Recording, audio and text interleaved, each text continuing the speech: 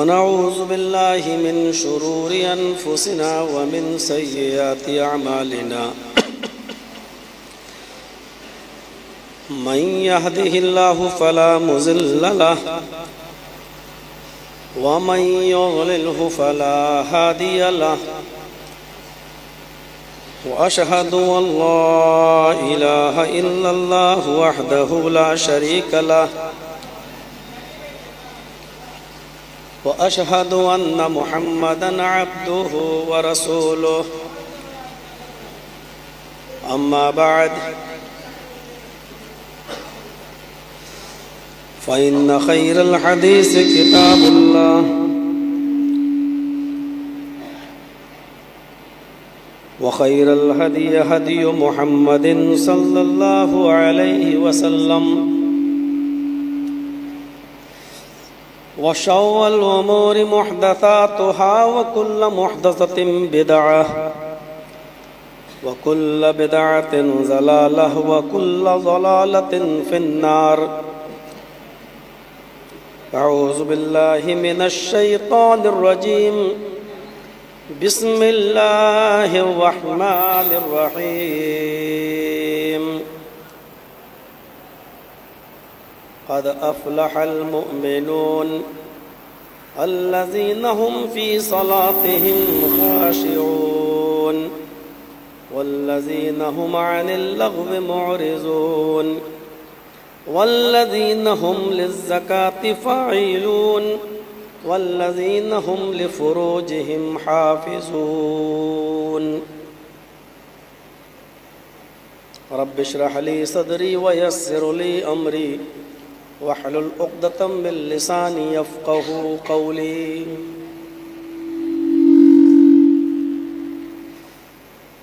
حاضرین جمعہ جامع مسجد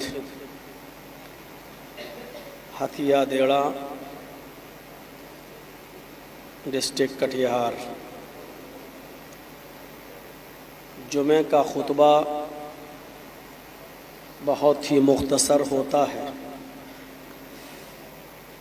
اور ہونا بھی چاہیے. نبی اکرم صلی اللہ علیہ وسلم کی حدیث بھی یہی ہے، بلکہ اللہ کے رسول نے عقل مندی اور دانش مندی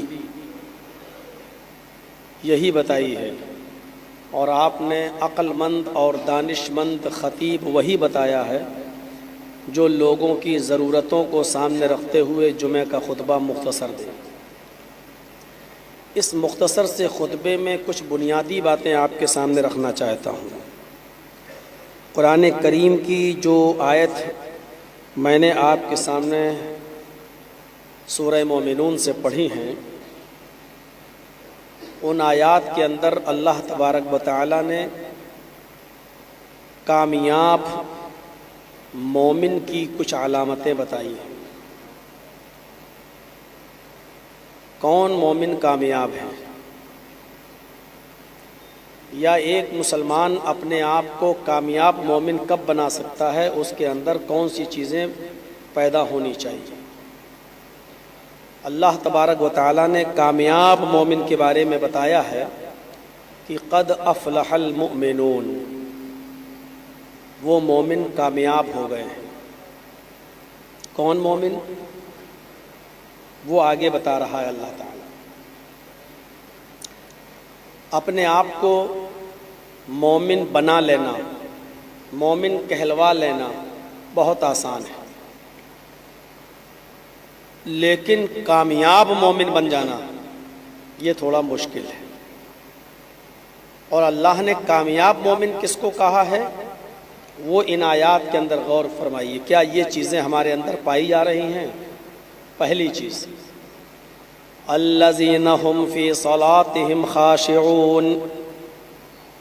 نماز تو اکثر لوگ پڑھ لیتے ہیں، لیکن کامیاب مومن وہ ہے جو اپنی نمازوں کے اندر خشوع اور خضوع برتتا ہے، جس کی نماز بہت ہی اطمینان اور سکون کے ساتھ ہوتی ہے، جو نماز میں ادھر ادھر نہیں دیکھتا ہے، جو نماز کوے کی چونچوں کی طرح نہیں مارتا پھرتا ہے، اٹھا بیٹھک نہیں کرتا ہے، کثرت نہیں کرتا ہے، ورزش نہیں کرتا ہے، بلکہ نماز کو نماز کے طریقے پر پڑھتا ہے۔ صحابہ کرام اور تابعین اور تبع تابعین کی زندگیوں میں ان کے واقعات میں آتا ہے کہ جب وہ نماز پڑھا کرتے تھے تو اس طرح ان کے اندر متانت اور سنجیدگی رہتی تھی، اور جب وہ قیام کرتے تھے، کھڑے ہوتے تھے، تو اس طرح خاموش کھڑے ہوتے تھے کہ آسمانوں پر اڑنے والے پرندے، کوے وغیرہ، چڑیاں ان نماز پڑھنے والے صحابہ کرام کو، تابعین کو، تبع تابعین کو یہ سمجھتے تھے کہ یہ درخت، سوکھا ہوا درخت کھڑا ہے، ایک سوکھا ہوا پیڑ کھڑا ہے، اور وہ ان کے سروں پر اور کاندھوں پر بیٹھ جایا کرتے تھے۔ اب سوچئے کہ ان کی نمازیں کس طرح کی رہتی ہوں گی۔ کھڑے ہیں تو کچھ بھی ہلنا ڈلنا نہیں، کیسا قیام ہوگا، کیسا رکوع ہوگا، کیسا سجدہ ہوگا۔ اللہ کے نبی صلی اللہ علیہ وسلم جب سجدے میں جاتے، رکوع میں جاتے تھے تو اپنی پیٹھ کو بالکل اس طرح کر لیتے تھے کہ اگر پانی کا بھرا ہوا کوئی برتن، کوئی پیالہ اگر پیٹھ پر رکھ دیا جائے تو گرتا نہیں تھا، گرنے نہیں پاتا تھا۔ ہم ذرا غور کریں کہ ہماری نمازوں میں یہ خشوع خضوع ہے؟ یہاں تو اللہ اکبر کہہ کر رکوع میں گئے اور جلدی سے پڑھا سبحان ربی العظیم، سبحان ربی العظیم، سبحان رب، سمع اللہ لمن حمدہ۔ ابھی پیٹھ بالکل سیدھی بھی نہیں ہو پاتی کہ ہم کھڑے ہو جاتے ہیں سجدہ، اور اس وقت تک سجدے میں نہیں جاتے تھے جب تک سارے اعضاء اپنی جگہ پر آ نہیں جاتے تھے، اور جب سجدہ کرتے تھے تو پیروں کی، دونوں پیر ملا لیا کرتے تھے اور دونوں پیروں کی انگلیوں کو موڑ کر قبلے کی طرف کر لیا کرتے تھے۔ ہم اپنی نمازوں میں ذرا غور کریں کہ یہ خشوع اور خضوع پایا جاتا ہے؟ ہمارا قیام کیسا ہے، ہمارا رکوع کیسا ہے، ہمارا سجدہ کیسا ہے؟ جب قیام کرتے تھے تو ان کی نگاہیں سجدے کی جگہ پر ہوتی تھیں۔ ہم قیام کرتے ہیں تو کبھی گھڑی کی طرف ہماری نظر جاتی ہے، کبھی پنکھے کی طرف ہماری نظر جاتی ہے، کبھی آسمان کی طرف ہماری نظر جاتی ہے۔ میرے بھائیو، آپ نماز تو پڑھ رہے ہیں لیکن نماز میں خشوع اور خضوع نہیں۔ اللہ تبارک و تعالی نے کامیاب مومن کس کو کہا ہے؟ قد افلح المؤمنون، وہ مومن کامیاب ہو گئے۔ الذین هم فی صلاتهم خاشعون، جو اپنی نمازوں میں خشوع اور خضوع برتتے ہیں۔ یہ جمعہ کا دن ہے نا، جب اذان ہو جایا کرتی تھی اور امام منبر کے اوپر کھڑا ہو جایا کرتا تھا تو اس وقت اللہ کے رسول صلی اللہ علیہ وسلم کا خطبہ صحابہ سنتے تھے تو صحابہ کی کیفیت یہ ہوا کرتی تھی کہ ان کے سروں پر بیٹھی ہوئی مکھیاں بھی وہ نہیں اڑایا کرتے تھے۔ یعنی اتنا غور سے خطبہ سنتے تھے اللہ کے رسول کا کہ سروں پر بیٹھی ہوئی مکھیاں بھی نہیں اڑاتے۔ یہ ہماری جرأت ہے کہ جمعے کا خطبہ ہو رہا، خطیب منبر پہ بیٹھ گیا ہے اور ہم کھڑکی کے پاس چلائیں، کھڑے ہو کر بولیں، اور یہاں مسجد میں بیٹھ کے لوگ اشارے کریں اور باہر کھڑے ہو کر لوگ کہیں کہ لوگوں آگے بڑھو۔ یہ ہماری جرأت ہے، یہ ہماری بہادری کہہ لو، ورنہ اللہ کے عذاب کا ہمیں اور آپ کو انتظار کرنا چاہیے۔ حدیث کی کتاب میں لکھا ہے، بخاری مسلم وغیرہ میں، اگر جمعے کے خطبے کے بیچ میں اگر کوئی آدمی بات کر رہا ہو تو دوسرے آدمی کو اس کو خاموش بھی نہیں کرانا چاہیے، چپ، اس کو نہیں بولنا چاہیے، کیونکہ وہ جب اس کو کہے گا کہ تم مت بولو یا خاموش رہو تو اس کو بھی بولنا پڑے گا۔ اگر کوئی بول رہا ہے تو اس کو خاموش کرنے کے لیے بھی منع کیا گیا ہے کہ سامنے والا آدمی نہ، ہاں یہ الگ بات ہے کہ خطیب جو خطبہ دے رہا ہے، مقرر جو بول رہا ہے، وہ اگر دیکھ لے تو وہ منع کر سکتا ہے، یہ کیا کر رہے ہو، مت بولیے، بات چیت مت کریے۔ لیکن جماعت میں جو لوگ شامل ہیں وہ نہیں کہہ سکتے چپ رہو، شور مت کرو۔ اگر کوئی یہ کہتا ہے کہ کیوں بول رہے ہو، چپ، خاموش، وہ بھی گناہگار ہے۔ یعنی بولنے والا تو گناہگار ہے ہی، جو اس کو یہ کہہ رہا ہے کہ چپ رہو، خاموش رہو، شور مت کرو، وہ بھی گناہگار ہے۔ ہم نے مذاق سمجھ رکھا ہے جب آپ کو معلوم تھا کہ جرجی صاحب خطبہ دیں گے، آپ کو مائک پہلے سے ہی کرنا چاہیے تھا، آپ کو ساری چیزوں کا انتظام پہلے کر لینا چاہیے تھا. کیا ضرورت ہے؟ اور اگر ٹیکنیکل پرابلم ہے آ سکتی ہے تو کوئی ضروری نہیں کہ مائک میں خطبہ دیا جائے. اگر بار بار مائک ڈسٹرب کر رہا تو ہٹا دیجئے. اللہ کے رسول تو جتنا خطبہ دیتے ہیں، اور آخری خطبہ جو حجۃ الوداع کا دیا وہ بغیر مائک کے دیا اور 1,44,000 کی بھیڑ نے سنا. آپ کے یہاں تو مشکل سے 1,000 آدمی ہوں گے جمعے میں، اور آپ بغیر مائک کے نہیں سن پا رہے ہیں. اللہ کے رسول نے آخری خطبہ حجۃ الوداع کا جب دیا تھا تو بنا مائک کے دیا تھا اور 1,44,000 کا مجمع سن رہا تھا. کوئی ضروری نہیں ہے کہ آپ مائک لگائیں گے. اگر آپ کے پاس یہ انتظام نہیں ہے اور آپ کو پرابلم ہے اور مائک صحیح نہیں کر پا رہے ہو، بار بار ڈسٹرب کر رہا تو صحیح کرنے کی ضرورت نہیں، اٹھا کر رکھ دیجئے ایک طرف اور بغیر مائک کے تقریر کریے. چند لوگ سنیں گے، جو سنیں گے اتنا ہی کافی ہے. یہ احساس آپ کو پہلے ہونا چاہیے تھا کہ آپ بلا کس کو رہے ہیں اور کس کا خطبہ دلوا رہے ہیں، اس کے خطبے میں کتنے لوگ آئیں گے، آپ کے پاس ان کے بیٹھنے کا انتظام ہے یا نہیں ہے. میرے بھائیوں، اگر یہ آپ انتظام نہیں کر سکتے ہیں تو پھر شور شرابے کے ذمہ دار آپ ہیں اور اس گناہ کے ذمہ دار آپ ہیں. بہت کھل کر میں بولنے کا عادی ہوں، میں پھر نہیں چھوڑتا ہوں. میں بول دیا ہوں جو بولنا تھا. اس بات کا احساس ہمیں اور آپ کو ہونا چاہیے تھا. مذاق مت بنائیے شریعت کا، مذاق مت بنائیے جمعے کے دن کا. جیسے ہم نے آج کل جلسوں کا جنازہ نکال دیا ہے، مذاق بنا کر رکھ دیا ہے، اسی طریقے سے ہم جمعے کے دن کا بھی مذاق اڑا کر رکھ رہے ہیں. کم سے کم ان جمعے کے دن کی تو اہمیت اور مقام و مرتبے کو سمجھنا چاہیے. پہلی صفت بتائی ہے کامیاب مسلمان کی، الذین ھم فی صلاتہم خاشعون، جو اپنی نمازوں میں خشوع اور خضوع برتتے ہیں. جن کی نمازوں میں خشوع اور خضوع نہیں ہے ان کی نمازیں کامیاب، وہ نمازیں ہی نہیں اور وہ کامیاب نہیں. والذین ھم عن اللغو معرضون،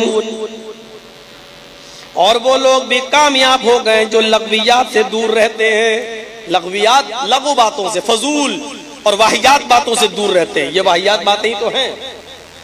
آگے سرک جاؤ، ادھر ہو جاؤ. جمعے کے خطبے میں آپ بول رہے ہیں، بیچ میں ایک دوسرے کو اشارے کر رہے ہیں آپ. غیبت، چغلی، حسد، کینہ، بغض، اناد، ایک دوسرے کی برائی، یہ سب لغویات کے اندر آتا ہے. منہ سے جو چیز نکل رہی ہے اگر اس کا تعلق قرآن و حدیث سے نہیں ہے اور اس کا تعلق جھوٹ پر، غیبت پر، چغلی پر یا بدتمیزی پر مشتمل ہے تو یہ لغویات ہے. اللہ نے مومن کی صفت یہ بتائی ہے، کامیاب مومن کی، والذین ھم عن اللغو معرضون، جو ہر قسم کی لفاظی سے، ہر قسم کی لغویات سے، ہر قسم کی برے باتوں سے دور رہتے ہیں، اس سے اعراض کرتے ہیں. وہ مومن بھی کامیاب. جو نمازوں میں خشوع خضوع برتتے ہیں وہ، جو لغویات سے دور رہتے ہیں وہ. اور تیسری صفت کیا بتائی ہے؟ والذین ھم للزکاۃ فاعلون، جو اپنے مال کی پوری پوری زکات ادا کرتے ہیں. پوری پوری زکات. زکات تو یہ بھی ہوئی کہ ہمارے پاس بہت پیسہ ہے لیکن ہم نے مدرسے کو 100 روپے دے دیا زکات میں. لیکن معاف کیجئے گا، یہ زکات نہیں ہوئی. زکات یہ ہے کہ آپ صاحب استطاعت ہیں. جمعہ کا خطبہ مختصر ہوتا ہے، اب مجھے استطاعت کی تشریح کی طرف نہیں جانا ہے. صاحب استطاعت ہیں. اگر اس وقت آپ کے پاس 52.5 تولہ چاندی ہے، ابھی سونا چھوڑ دیجئے، آپ دونوں چیزوں کو نصاب بتایا ہے تو کم والا 52.5 تولے چاندی. اگر 52.5 تولے چاندی نہیں ہے آپ کے پاس لیکن 52.5 تولے چاندی کا پیسہ ہے آپ کے پاس، یعنی آپ خرید سکتے ہیں. یا آپ کے پاس 30 تولہ تو چاندی ہے لیکن 22.5 تولہ چاندی کا پیسہ ہے آپ کے پاس، تو آپ 52.5 تولے چاندی کے نصاب کو پہنچ چکے ہیں اور اس کو 1 سال گزر چکی ہے تو آپ کی اوپر زکات فرض ہو گئی. آپ کو 40 روپے میں 1 روپیہ، 100 روپے میں 2.5 روپے، 1000 میں 25 روپیہ، 1 لاکھ میں 2,500 روپے آپ کو دینا پڑیں گے. آپ کے پاس 100 روپے ہیں، آپ کے اوپر 2.5 روپے کی زکات فرض ہے. آپ نے 2 روپے زکات میں نکال دیے لیکن 50 پیسے نہیں دیے تو آپ گناہگار ہوں گے. آپ یہ غریبوں کا حق مار رہے ہیں. آپ کے اوپر 25 روپے زکات فرض ہے 1000 روپے میں، آپ نے 24 روپے غریبوں کو دے دیے ہیں زکات میں، لیکن 1 روپے آپ نے روک لیا، نہیں دیا ہے، تو آپ گناہگار ہوں گے۔ حضرت ابو بکر صدیق رضی اللہ تعالیٰ عنہ نبی اکرم کے ساتھ زکات لینے جایا کرتے تھے صحابہ سے، تو 40 بکریاں جن کے پاس ہوا کرتی تھی، وہ 40 بکریوں میں 1 بکری زکات دیتا تھا۔ اللہ کے رسول اس دنیا سے رخصت ہو گئے، انتقال کر گئے، تو حضرت ابو بکر جانا شروع کر دیے۔ ابو بکر صدیق کو اس نے 1 بکری دی کہ ہم اللہ کے نبی کو 1 بکری دیا کرتے تھے 40 بکری میں، یہ میرے اوپر 1 بکری کی زکات بن رہی ہے، لے جاؤ۔ تو اس نے جب بکری دی تو اس نے رسی کھول لی، گلے میں جو رسی پڑی ہوتی ہے اس رسی کو کھول لیا، اور ابو بکر صدیق سے کہا لو 1 بکری زکات میں بن رہی ہے، لے جاؤ۔ تو حضرت ابو بکر نے کیا کہا، بکری کی رسی بھی مجھے چاہیے، کیونکہ اللہ کے رسول کے زمانے میں جب میں آتا تھا تو آپ بکری دیا کرتے تھے، رسی کھول کر پکڑا دیا کرتے تھے بکری، اور ہم اللہ کے نبی کے زمانے میں اس بکری کو رسی کے ساتھ لے جایا کرتے تھے، اور آج تم نے مجھے بکری دے دی، رسی روک لی۔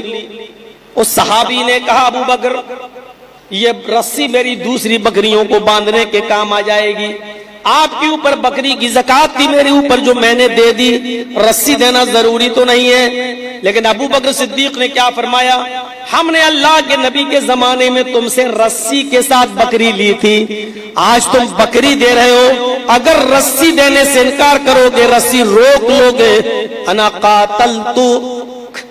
قاتلتک تو میں تم سے جہاد کروں گا، میں تم سے لڑوں گا، میں تم سے قتال کروں گا، میں اپنی تلوار نکال کر تم سے جہاد کروں گا۔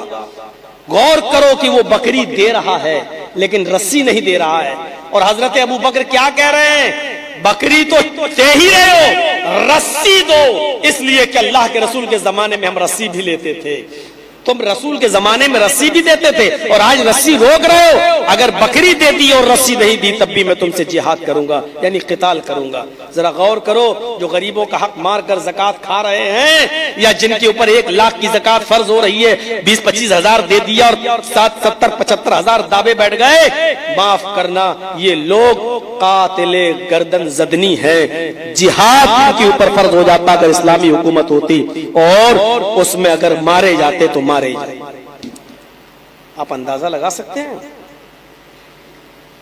ہم سوچ رہے ہیں بہت بڑا کارنامہ انجام دے دیا، کسی فقیر کو 100 روپے دے دیا اور غریب کو 100 روپے دے دیا۔ اگر آپ کے اوپر 1000 میں 25 روپے بن رہے تو 25 دینا پڑیں گے، 25 پہلے دو، اس کے بعد آپ جو چاہو وہ آپ کی مرضی ہے، خیرات کرو، صدقہ کرو، اس کا ثواب آپ کو الگ ملے گا، لیکن یہ 25 روپے تو آپ کو ہر حال میں دینا پڑیں گے۔ یہ ہے زکات کا معنی۔ والذین هم للزکات فاعلون، جو اپنے مال کی پوری زکات ادا کرنے والے ہیں، مومن بھی کامیاب۔ گنتے جائیے گا، جو اپنی نمازوں میں خشوع اور خضوع برتتے ہیں، جو لغویات گندی اور بری باتوں سے دور رہتے ہیں، اور نمبر 3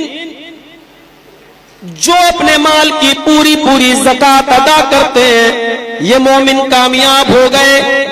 والذین، چوتھی چیز، چوتھا مومن کون جو کامیاب، والذین هم لفروجهم حافظون الا علی ازواجهم او ما ملکت ایمانهم فانهم غیر ملومین۔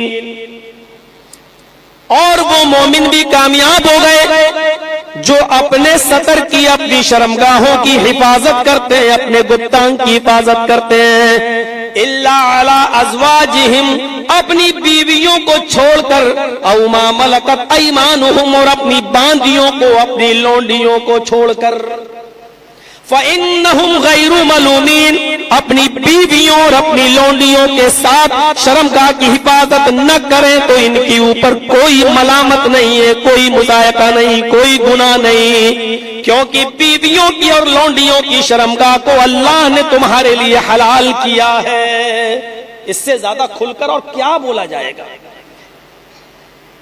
والذین هم لفروجہم حافظون، جو اپنے شرمگاہوں کی حفاظت کرتے ہیں، ہر کسی سے شرمگاہ کی حفاظت، لیکن 2 لوگوں سے نہیں، دو جنس سے نہیں، وہاں جائز قرار دیا ہے۔ کون ہے وہ دو؟ الا علی ازواجہم، اپنی بیویوں کو چھوڑ کر،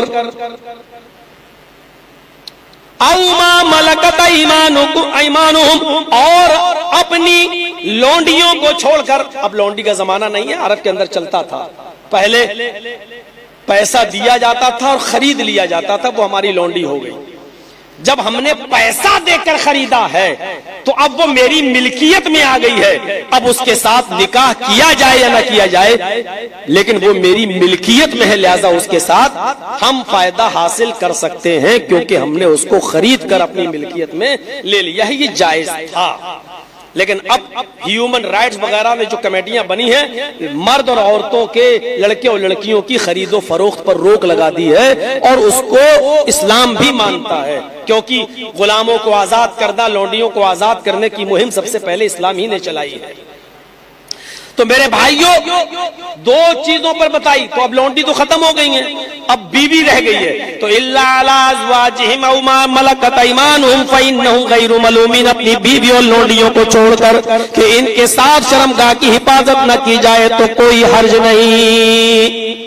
فمن ابتغى وراء ذلك فاولئک هم العادون، اپنی بیوی اور اپنی لونڈی کو چھوڑ کر اگر کوئی دوسرا راستہ اختیار کرے گا، کسی کی شرمگاہ سے ناجائز طور پر کھیلے گا، بیوی اور لونڈی کو چھوڑ کر، فاولئک هم العادون، تو یہی حد سے گزرنے والے لوگ ہیں، یہی سرکش لوگ ہیں، یہی اللہ رب العالمین کی نافذ کردہ حدود کو توڑنے والے ہیں، یہ غیر محفوظ لوگ ہیں، اللہ کے عذاب کے مستحق لوگ ہیں۔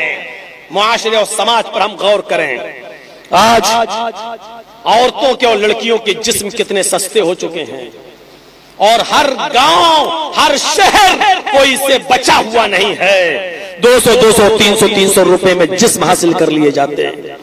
قرآن اس سلسلے میں کھل کر کہہ رہا ہے فمن ابتغى وراء ذلك، اپنی بیوی اور لونڈی کو چھوڑ کر اگر تم نے کوئی اور دوسرا راستہ اختیار کیا ہے، کسی اور چور دروازے سے اگر آپ نے کسی کی شرمگاہ سے کھیلنے کی کوشش کی ہے، فاولئک هم العادون، تو یہی سرکش لوگ ہیں، یہی اللہ کے نافرمان لوگ ہیں، یہی اللہ کی حد کو توڑنے والے لوگ ہیں، اور جو اللہ کی حد کو توڑ دے وہ غیر محفوظ ہوتا ہے۔ کبڈی کبھی آپ نے کھیلی ہے؟ کھیلی نہیں ہوگی تو دیکھا ضرور ہوگا کبڈی کا میچ، ایک بیچ میں پالی ہوتی ہے، لائن، ادھر ایک ٹیم کھڑی ہے، ادھر ایک ٹیم کھڑی ہے، یہی حد ہے آپ کی، اس حد سے، اس لائن سے آپ ادھر ہیں تو آپ محفوظ ہیں، وہ لوگ اس لائن کے ادھر ہیں وہ محفوظ ہیں، سرکشت ہیں، لیکن اگر اس طرف کا کوئی آدمی اس لائن کو کراس کر کے آپ کے ہاں آ گیا، آپ کے ایریے میں داخل ہو گیا اور کبڈی کبڈی کہتے ہوئے آپ کی طرف آیا، تو وہ محفوظ نہیں ہے، کیونکہ آپ جب چاہیں اس کو پکڑ سکتے ہیں، اس کی ٹانگ پکڑ کے کھینچ سکتے ہیں، اس کو اپنے کنٹرول میں لے سکتے ہیں، کیونکہ اب وہ غیر محفوظ نہیں ہے، کیونکہ اس نے آپ کی حد کو توڑ دیا، اپنی حد کو توڑ دیا۔ تو اللہ نے کہا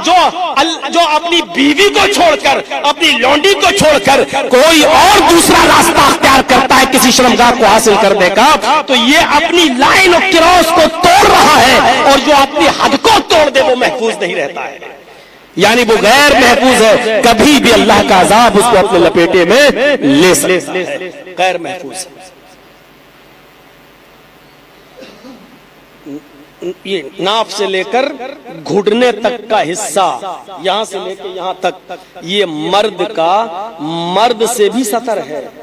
اتنا یاد رکھیے، جو لوگ انڈر ویئر پہن لیتے ہیں اور کنویں پہ نہاتے ہیں، ٹیوب ویل پہ نہاتے ہیں یا تالاب پہ نہاتے ہیں، یاد رکھیے گا ناف سے لے کر گھٹنے تک یہاں تک کا حصہ مرد کو مرد سے بھی چھپانا ہے، اور یہاں سے لے کر یہاں تک کا حصہ عورت کو عورت سے بھی چھپانا ہے۔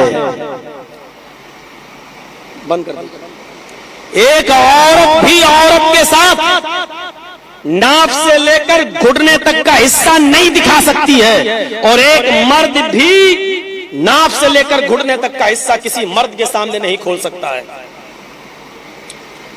اب آپ اندازہ لگا سکتے ہیں جب یہاں سے لے کر یہاں تک مرد کے سامنے نہیں کھول سکتا تو اتنا نیکر اتنا انڈرویئر پہن کر کنویں پہ نہانا اور سڑکوں پر نکلنا اور یہ حصہ بازاروں میں ٹہلنے والی یا گھومنے والی یا دکانداری کرنے والی عورتوں کے سامنے آ جانا، میرے بھائیوں کتنا بڑا جرم ہوگا اسلام کے اندر، جب مرد کو مرد سے بھی اتنا حصہ چھپانے کا حکم دیا ہے اور ایک عورت کو عورت سے بھی اتنا حصہ چھپانے کا حکم دیا ہے۔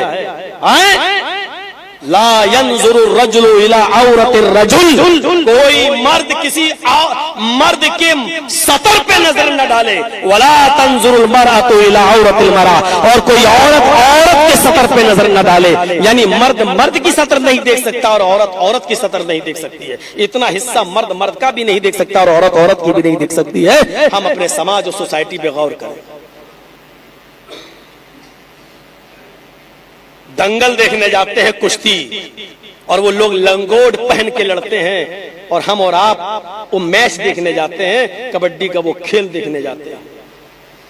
کالج میں پڑھنے والی لڑکیاں اگر باسکٹ بال کھیلنے کے لیے آ جائیں اور ان کا ٹورنامنٹ ہو رہا ہو تو وہ شارٹ کپڑوں میں گھٹنے سے اوپر کے کپڑوں میں میچ کھیلتی ہیں، اور مرد ان کا میچ دیکھنے کے لیے جاتے ہیں۔ شرم آنی چاہیے، وہ کامیاب مومن ہو ہی نہیں سکتا۔ ارے جب مرد کو مرد کے سامنے گھٹنا کھولنے کی اجازت نہیں ہے، سطر کھولنے کی اجازت نہیں ہے، تو وہ عورت کے سطر کو کیسے دیکھ سکتا ہے؟ اور عورت کو عورت کا سطر دیکھنے کی اجازت نہیں ہے تو وہ مرد کا سطر پہ کیسے نظر ڈال سکتی ہے؟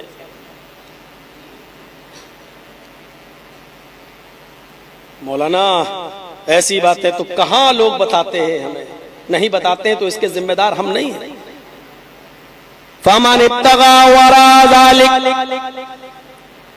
اللہ کے نبی صلی اللہ علیہ وسلم فرماتے ہیں مَن يَضْمَن لِّي، جو مجھ سے ان دو چیزوں کی ضمانت دے دے، جو ان دو چیزوں کی گارنٹی مجھے دے، بین لحییہ، اپنے دونوں کلوں کے درمیان، اپنے دونوں ہونٹوں کے درمیان، داڑھی کے درمیان، بیچ میں جو چیز ہے یعنی زبان، جو آدمی مجھے اس کی ضمانت دے دے کہ میں اس کو جائز استعمال کروں گا، یعنی ہم اپنی زبان سے کبھی گالی نہیں بکیں گے، غیبت نہیں کریں گے، چغلی نہیں کریں گے، کھائیں گے، اور کسی کی چغلی نہیں کریں گے، کسی کی برائی بھی نہیں کریں گے، اپنی زبان سے جب بھی نکلے گا سبحان اللہ، الحمدللہ، اللہ اکبر، یہ جملے نکلیں گے، مَن يَضْمَن لِّي بَيْنَ لَحْيَيْهِ وَبَيْنَ فَخِذَيْهِ، اور دونوں رانوں کے درمیان یعنی شرمگاہ، ان دو چیزوں کی وہ گارنٹی دے دے کہ میں اس زبان کو غلط استعمال نہیں کروں گا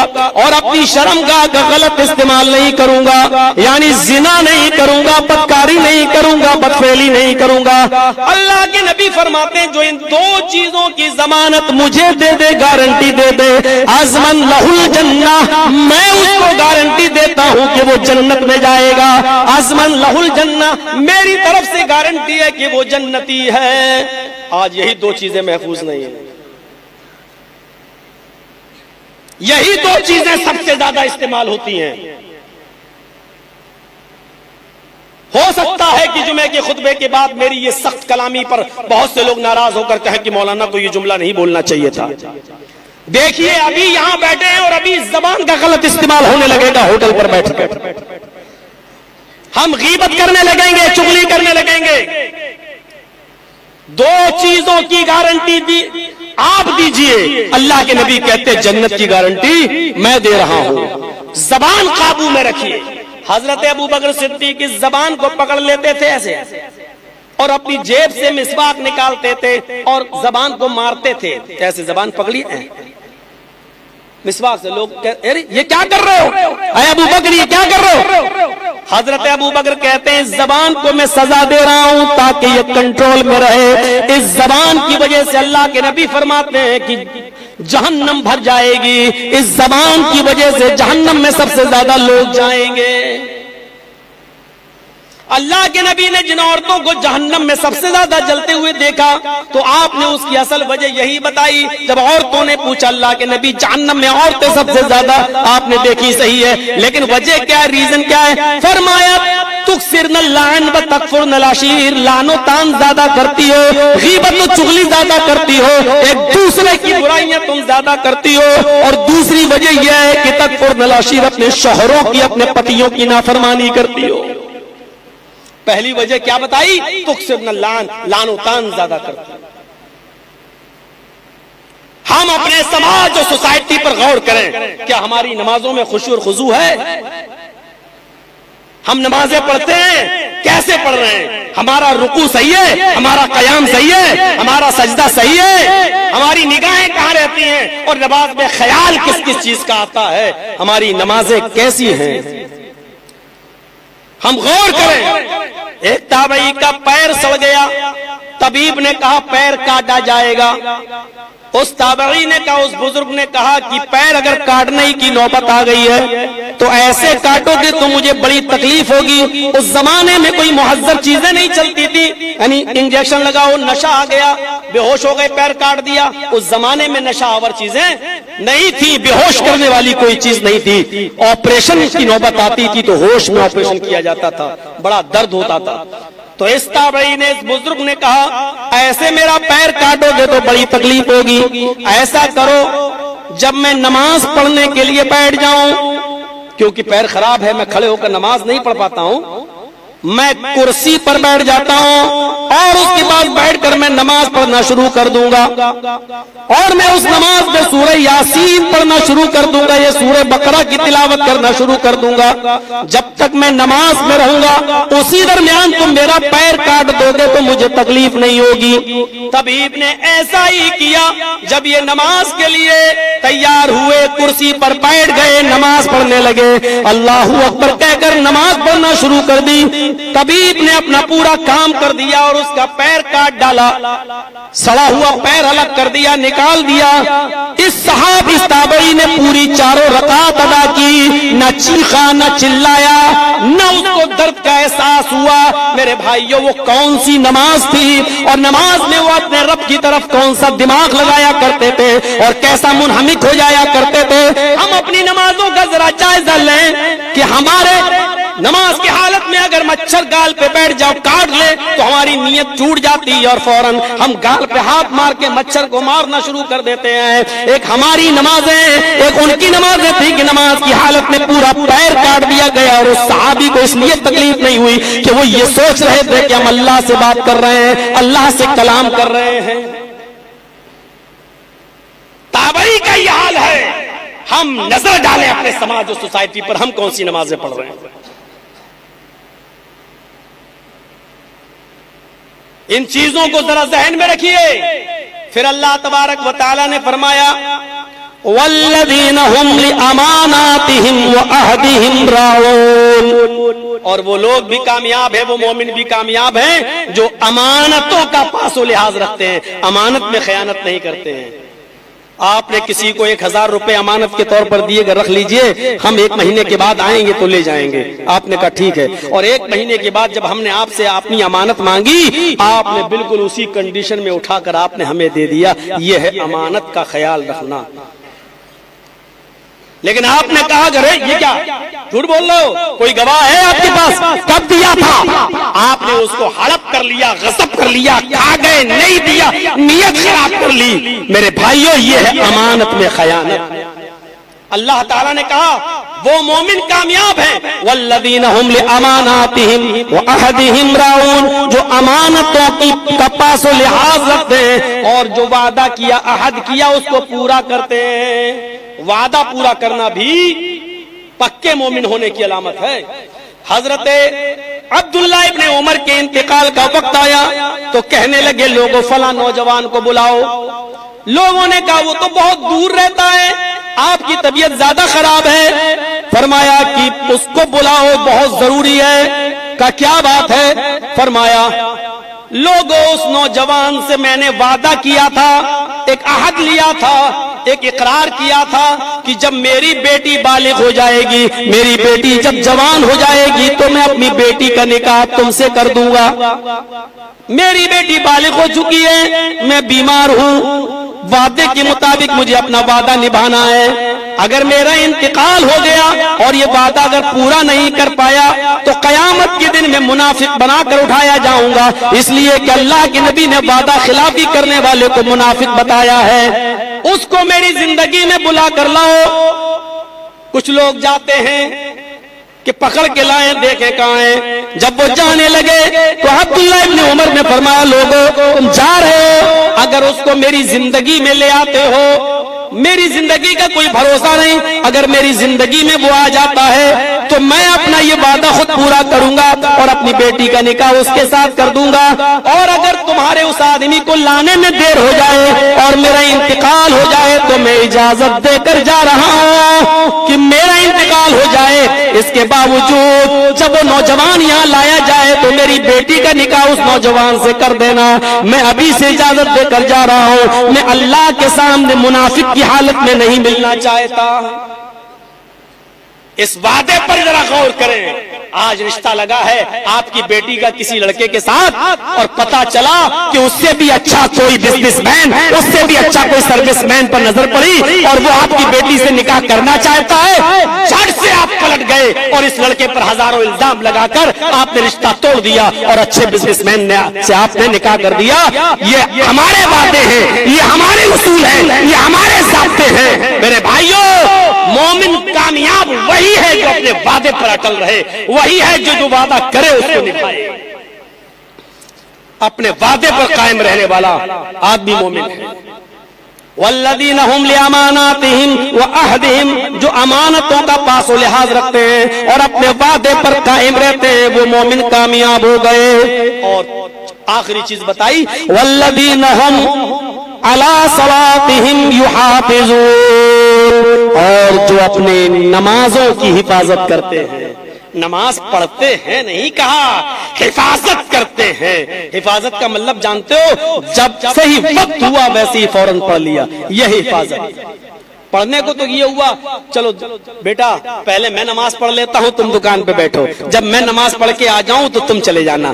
अब बाप तो जमात के साथ पढ़ रहा है क्योंकि हाजी है, हज करके आया है, और जब बाप नमाज पढ़ के आया फिर वो दुकान पे बैठ गया और बेटे से कहा जाओ, और बेटा बेचारा बगैर जमात के नमाज पढ़ रहा है। मेरे भाइयों, ये बाप भी मुजरिम है और बेटा भी मुजरिम है। हज कर लिया तो सर्टिफिकेट नहीं मिल गया तुमको जन्नत का, आप पर भी जमात फर्ज है और उस लड़के पर भी जो बालिग हो चुका है उस पर भी नमाज फर्ज है। आपको दुकान बंद करना पड़ेगी और जमात के साथ बाप और बेटे दोनों को नमाज पढ़ना पड़ेगी। ये तरीका गलत है कि बेटा इस मस्जिद में 1 बजे जुमा हो रहा है, हम इसमें पढ़ लेते हैं, हम जुमा पढ़ के आएंगे तो तुम 1:30 बजे वाली में जुमा पढ़ने चले जाना।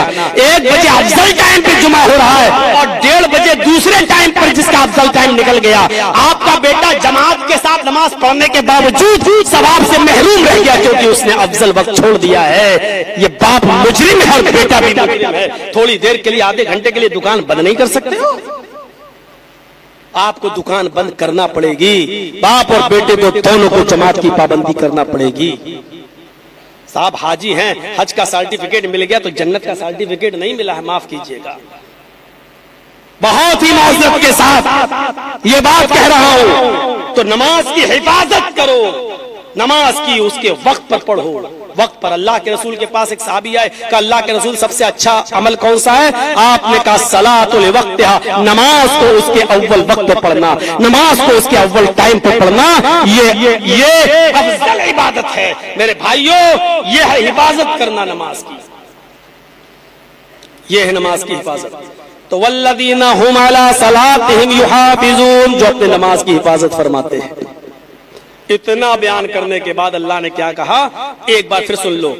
जो अपने नमाजों में खुशू खुजू बरतते हैं, जो गंदी और बुरी बात लग़वियात से दूर रहते हैं, जो ज़कात की पूरी पूरी पाबंदी के साथ अदायगी करते हैं, जो अपने शर्मगाह की हिफाजत करते हैं बीवी और लोंडी को छोड़कर, जो अमानतों का पासो लिहाज रखते हैं, जो वादा खिलाफी नहीं करते और वादे को पूरा करते हैं, और जो नमाज की वक्त से पर पढ़कर उसकी हिफाजत करते हैं। इतना बयान करने के बाद अल्लाह ने क्या फरमाया, اولئک هم الوارثون الذین یرثون الفردوس هم فیہا خالدون. یہ کام کرنے والے وارث ہیں، مالک ہیں. وارث باپ کے بعد بیٹا وارث ہوتا ہے نا. باپ کی زمین و جائیداد میں وارث کا مطلب مالک، باپ کے بعد اس کی اولاد مالک ہوتی ہے. تو اللہ نے کہا اولئک هم الوارثون، یہی مالک ہیں. کس کے مالک؟ کس چیز کے وارث؟ الذین یرثون الفردوس، یہ لوگ جنت الفردوس کے مالک ہیں. اللہ نے کہا وراثت میں دے دی، یہ وراثت ہے ان کی، ان کو ہم نے دے دی. لیکن یہ کام کرنے والوں کو یہ جنت الفردوس کے وارث ہیں. اور وہ جنت الفردوس کون سی چیز ہوگی؟ ہم فیہا خالدون، جس میں یہ ہمیشہ رہیں گے، کبھی نکالے نہیں جائیں گے. دنیا سے تو نکالے جاؤ گے، دنیا میں تو مرنا ہی ہے. کتنا بڑا آدمی تو وہ تو میری پوری تقریر اٹھا کر دیکھ لیجئے جو آپ کے ہتھیا جولا میں موت کے منظر پہ میں بولا، وہی 2 گز زمین ہے، اسی کے ہم مالک ہیں. یہاں تو موت آنی ہے، جہاں سے ہم نکالے نہیں جائیں گے وہ کیا ہے؟ وہ جنت الفردوس ہے. اللہ نے کہا ہم فیہا خالدون، اصل گھر وہ ہے، اصل مالک تم اس کے ہو. لیکن یہ کام کرو گے تو تم وارث ہو، مالک ہو، لیکن کس کے؟ جنت الفردوس کے، اور اس کے اندر ہمیشہ رہو گے. میرے بھائیوں، 12:45 تک خطبہ دینا تھا لیکن 55 ہو گیا. معذرت کے ساتھ نماز کو اس کے اول وقت پہ پڑھنا ہے، اس لیے ہم اور لیٹ نہیں ہو سکتے ہیں. شام کو سگنل پور میں پروگرام ہے. وعدہ تھا میرا امام صاحب سے اور آپ کے مکھیا جی سے کہ چلیے میں انشاءاللہ کبھی اس علاقے میں رہوں گا، اور جمعہ کا دن آیا تو میں جمعہ کا خطبہ دے دوں گا. تو میں چلا آیا، میں بھی اپنے وعدے پر قائم رہا. اللہ رب العالمین ہم سب کو وعدہ نبھانے کی توفیق عطا فرمائے. اللہ ہم سب کو نمازوں کی محافظت کرنے کی توفیق عطا فرما. اللہ ہم سب کو نمازوں میں خشوع اور خضوع برتنے کی توفیق عطا فرما. اللہ ہم سب کو غیبت، چغلی، حسد، کینہ، بغض و عناد، لغویات سے محفوظ فرما دے. اللہ ہم سب کو زکوٰۃ کی پوری ادائیگی کرنے کی توفیق عطا فرما. بدفعلی اور زناکاری اور بد چلنی سے ہمیں اور ہمارے معاشرے کو محفوظ فرما دے. اے اللہ نکاح کو آسان فرما دے. اے اللہ ہمیں نکاح کرنے کی توفیق عطا فرما کہ نکاح سے میرے معاشرے میں، سماج میں برکت پیدا ہوتی ہے اور صفائی اور ستھرائی کا ماحول پیدا ہوتا ہے. نگاہیں جھک جاتی ہیں اور انسان غلط راستے کو چھوڑ دیتا ہے. اللہ ہمیں اور ہمارے معاشرے اور سماج کو نکاح میں بڑھ چڑھ کر حصہ لینے کی توفیق عطا فرما، اور نکاح کو ہمارے سماج اور معاشرے کو آسان بنانے کی توفیق عطا فرما. باراللہ جب تک ہم زندہ رہیں اسلام پہ ہمیں زندہ رکھنا، اور جب ہمارا خاتمہ ہو تو ایمان پر ہمارا خاتمہ فرمانا. وما علینا الا البلاغ المبین وآخر دعوانا ان الحمد للہ رب العالمین.